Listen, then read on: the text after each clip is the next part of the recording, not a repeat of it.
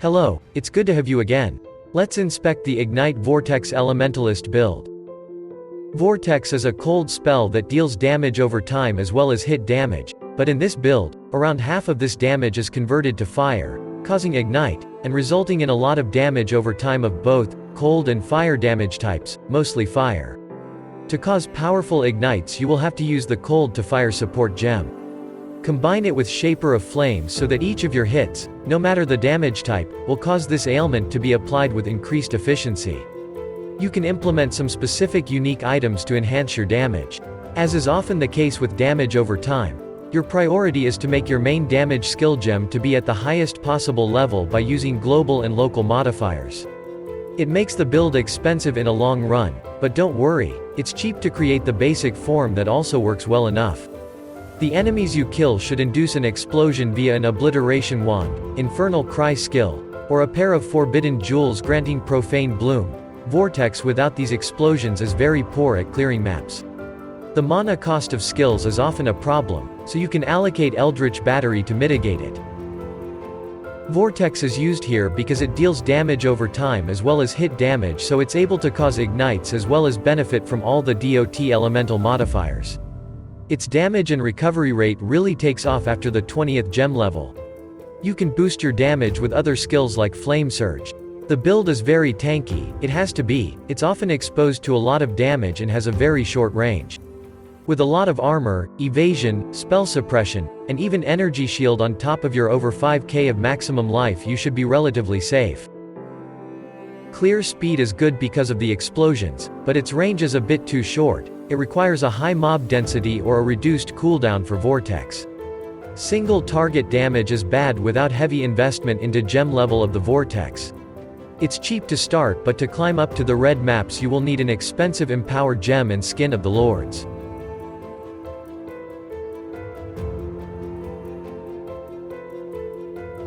There are no mandatory unique items, but as was already mentioned, the Skin of the Lords is especially good as it increases the Vortex's level. Try to get it at some point.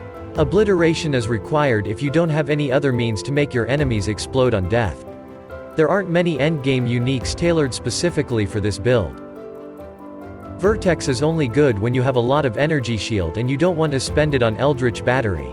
You can socket your Divine Malevolence here to make it cost less. Elevore is a very good helmet for when you need more spell suppression and a reliable way to recover life. It increases evasion and grants some extra chance to avoid elemental ailments. Obliteration is a cheap unique weapon that makes your enemies explode on death.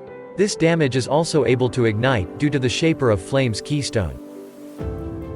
If you value raw damage, go ahead and equip 1 or even 2 replica Cold Iron Point daggers. It's the best in slot damage dealing weapon you can get at this price, but be careful, you will need to convert the remaining cold damage to fire via Avatar of Fire. Skin of the Lords is the best armor you can hope for. Unfortunately, it's also very expensive and cannot be modified in any way. You would benefit from all of its stats, and maybe even the random keystone, like Call to Arms. Replica Emberwake increases fire damage, fire resistance, and makes your ignites last for a very short time, but in return increases their damage significantly. Very useful ring. Use Barracks Respite to spread your ignite and shock ailments with ease. It's a great improvement to your clear speed, but rather unnecessary if you already can explode enemies on kill. Socket Careful Planning near instability, notable to get a lot of extra dexterity. It will be needed in huge quantities for Grey skill anyway. Replica Conqueror's efficiency reduces the mana cost of skills. Very important in this build, but the jewel itself is not mandatory. The keystone you strive for from Forbidden Flesh and Flame is Profane Bloom. It explodes the enemies you kill. With these jewels you won't need Obliteration Wand or Infernal Cry skill, it's very handy. Look for Determination, Grace, or Malevolence modifiers in your Watcher's Eye. Determination and Grace offer mostly defensive mods. Malevolence is great for the extra damage over time multiplier. For your defensive stats, seek Spell Suppression Chance, Evasion Rating, and Armor. Energy Shield is not as important, but there's nothing stopping you from making it a hybrid or even full-on Energy Shield build. especially with high armor, evasion and divine shield, Ghost Dance. The most important will be mods increasing the gem level of Vortex and the damage over time mods. You won't need any cast speed or critical strike mods. Seek a helmet with high bonuses to maximum life and elemental resistances. Spell suppression chance is a big plus if you manage to get some. It's worth picking up a rare weapon only if you have the modifier increasing the gem level of the Vortex by 1 or 2 with some extra damage modifier on top of that. A shield should provide you with the basic defensive stats such as life and resistances, but if you have troubles with mana reservation, check the ones with a Shaper's mod for its reservation efficiency. Rare body armor should be a transitional one before you can afford Skin of the Lords. Seek the basic life and resistances modifiers, and maybe some local modifiers to the level of socketed skill gems. On your boots once again seek life, resistances, and the extra movement speed bonus that's found only here. You should also try to gain spell suppression chance and onslaught on kill modifiers. There are not many fancy and expensive modifiers you can get on the gloves. Get the basic life, resistances, and spell suppression chance. The belt is a very barren and useful modifiers type of jewelry. Besides life and resistances, seek also strength as it's easy to get here, and will be needed later on for some of your gems. The most important modifiers on an amulet are the ones for an increased gem level of Vortex. It would be expensive to get the +2 or even +1, so the next best mods are life, resistances, reduced mana cost of skills, and attributes. Rings can roll a lot of modifiers similar to ones on the amulet.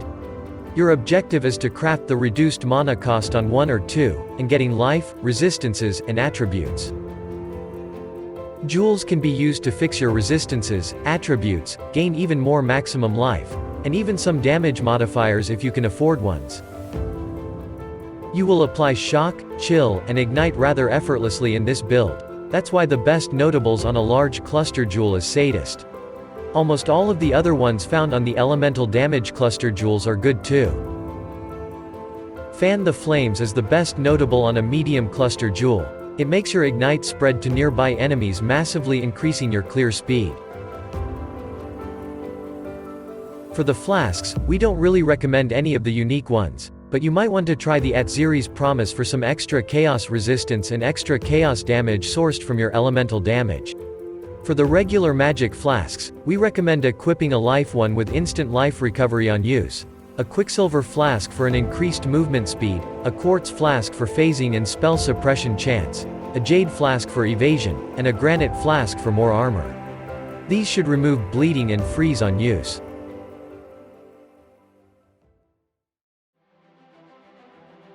Vortex creates an area beneath you that deals initially cold hit damage and then cold damage over time.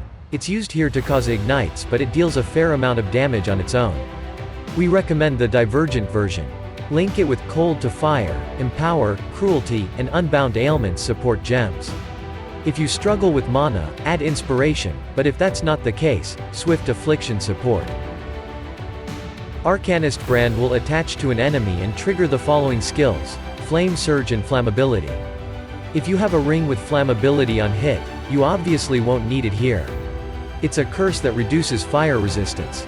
Flame Surge deals fire damage. It's especially efficient against burning enemies, for it allows it to create burning ground on hits, which deals fire DOT on top of your ignite. It cannot ignite by itself. You can link it with Culling Strike support for bigger enemies. If you have no other way to cause exposure, put the Wave of Conviction here instead. Frostblink is a simple movement spell that has a lower cooldown the more enemies are around you. You can switch it for any other mobility spell that hits. Link it with Combustion support. It causes a debuff that reduces fire resistance if you ignite with Link's skill, and with the Shaper of Flames keystone, it is guaranteed. Arcane Surge increases mana regeneration and grants more spell damage. Keep it at a low level so that each cast of Frostblink will cause it. Malevolence makes you deal more damage over time and increases skill effect duration. Link it with Divine Blessing to make it temporary. This aura won't reserve mana, but its mana cost will have to be paid once in a while to trigger it. You can replace it with any other aura, but your other ones are defensively oriented, and it's better to have these up at all times. Link it with Inspiration to reduce its mana cost and increase duration to make it last longer. If you have enough mana reservation efficiency to have it up at all time alongside Determination and Grace with some help from Enlightened support or jewelry modifiers, as we had in the gameplay footage, just skip this setup. For your other auras and mana reserving skills, we recommend Grace, Determination, and Defiance Banner. Grace grants more and increased evasion, Determination does the same but with armor. Defiance Banner increases both evasion and armor, while also reducing nearby monsters' critical strike chance. Link them with Enlightened support or socket in a shield with local mana reservation efficiency. Molten Shell is a guard spell that mitigates a portion of the incoming hit damage for some time. It scales up with your armor. Link it with Cast when damage taken to cast it automatically when it's needed the most. Infernal Cry is a war cry that you can use to cover enemies in ash and to cause them to explode on death. It's not obligatory but increases your damage and clear speed nonetheless. You can use Shield Charge to dash forward, useful when your Frost Blink is unavailable or when using a movement spell that doesn't hit.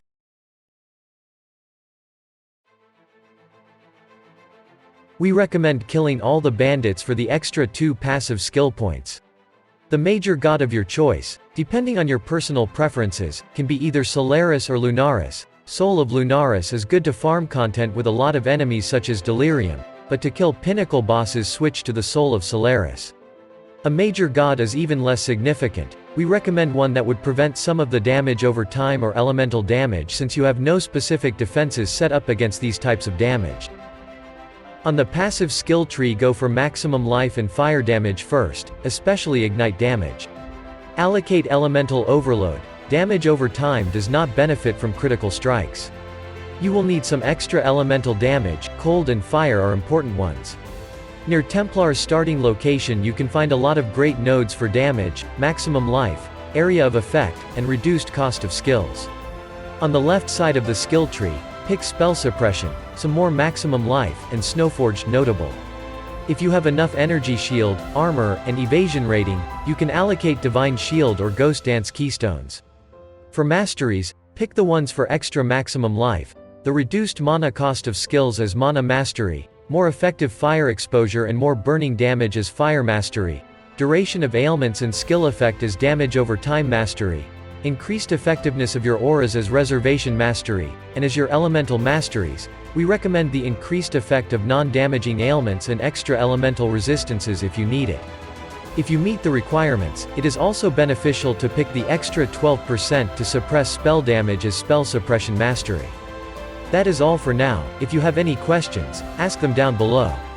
Like the video, subscribe to the channel, and see you soon.